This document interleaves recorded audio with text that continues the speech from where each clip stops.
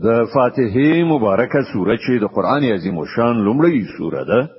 په مکه معظمه کې را نازله شوې ده او مبارک آیاتونه لري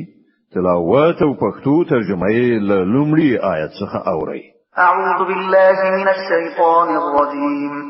پناه وړم الله تعالی شړل شوی شیطان څخه بسم الله الرحمن الرحیم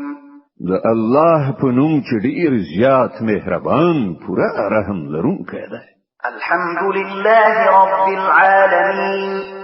ټول سنا ستاینه یوازې الله لره ده چې د ټولو کائناتو رب دی الرحمن الرحیم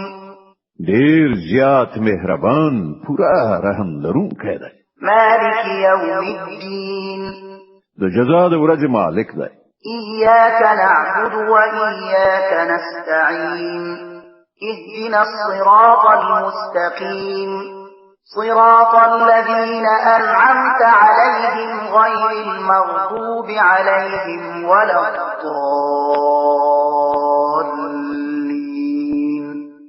مونږ همدا ستا عبادت کوو او همدا ستانه مرسته غواړو مونږ ته سم لار وښیه